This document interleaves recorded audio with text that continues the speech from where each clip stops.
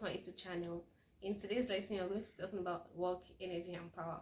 By the end of the lesson, I expect you guys to be able to explain work, energy, and power, state the formulas, the units, and solve examples under them. First of all, we're going to be talking about work. What is work? Work is defined as a product of force and distance in the direction of the force. It is a scalar quantity and is measured in joule. The work is said to be done when a force applied to an object moves that object. It is defined as the activity involving a movement and force in the direction of the force. For example, a force of 20 Newton pushing an object 4 meters in the same direction of the force will do 8 joules of the work. Mathematically, work is equals to force times distance or force times displacement, and work is also equals to mass times gravity times height. If a force is applied on a body at an angle theta to the horizontal, the work done is said to be force times cos theta times the distance or displacement. Work done to raise the body of an appreciable height. The force that will be force sine theta times the distance or the displacement. In the example below, it says that a boy of mass 50 kg runs a set of steps of a total height 3 meter. Find the work done against gravity. So in this for this example, we're going to be using the formula work equals to mass times gravity times height, because we're given the mass, the height, and then we know the gravity. So work done, that will now be the 50 kg of the boy times gravity times the 3 meter height. So once you multiply it, everything you'll be getting is 1500 joules, like 1500 joules. And work can also be, like, the unit of work can also be in Newton meter. It's also a joule, but it can also be in Newton meter. Now we're going to be talking about energy. Energy is the ability to do or perform work. Energy can neither be created nor destroyed, but can be transformed from one kind to another. It is a scalar quantity, and the unit of energy is the same as work, which can be measured in joules. There are many forms and types of energy. This includes mechanical energy, thermal energy, chemical energy, electric energy, nuclear atomic energy, solar light energy, sound energy, heat energy, radiant energy, elastic energy, ionization energy, potential and kinetic energy, and so much more. Though all forms of energy are either kinetic or potential energy. And energy in motion is known as kinetic energy, whereas the potential energy is energy that is stored in an object that is static, doesn't move, like just in that one place, and it's measured by the amount of work done. Potential energy is an energy that is simply stored energy, that is, the energy possessed by a body by virtue of its state, as I've said earlier.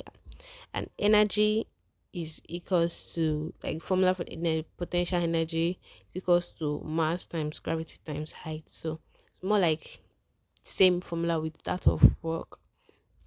While kinetic energy is energy possessed by a body of virtue of its motion, by virtue of its motion, like it moves. So energy that moves, that is not static, is what we call kinetic energy. Examples are students running a race, wind, air moving, electric charge in motion, a bullet moving, a car moving, plane flying, anything that is moving. We have kinetic energy. Then the formula for kinetic energy is half mv square, where our m is our mass and our v is our velocity.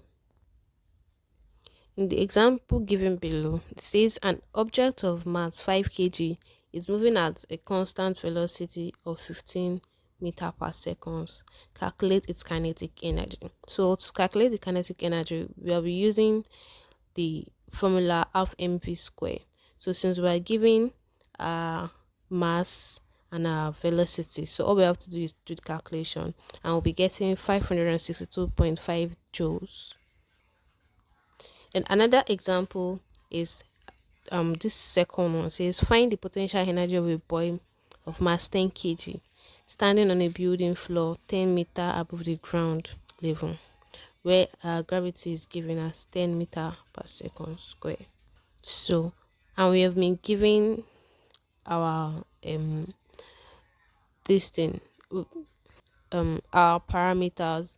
So our potential energy is mass times gravity times height. So we've been given a mass as 10 kg, the gravity 10 meter per second square, and the height of building is 10 meters. So once we multiply everything together, getting 1000 joules. Now we're moving to the last topic of today's lesson: power. Define what is power. We define power. Power can be defined as the rate of doing work or the rate of transfer of energy. It is said to be the amount of energy consumed per unit time, and it's a scalar quantity measured in watts. As discussed, power is the rate of energy during work. Therefore, it can be calculated by dividing the work done by time. The formula for power is P equals to WT, where P is power, W is our work done, and the T is our time taken. As power doesn't have a direction, it is a scalar quantity, and the SI unit for power is in joules per second, which is also termed as watts. Watts can be defined as the power taken to do 1 joules of work in 1 second. And then the unit of watt is dedicated in honor of James Watt, the developer of steam engine. So we have examples here. So the example here we have states a boy of mass 10 kg climb up 10 steps of each height 0.2 meter in 20 seconds. Calculate the power of the boy. So to get the answer for this, we're first going to find the height climbed.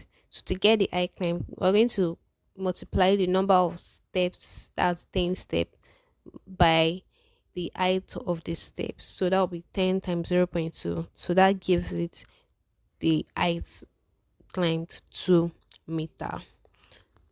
And since work done equals to mass times gravity times height, and we're to find the power, so we are first supposed to find the work done.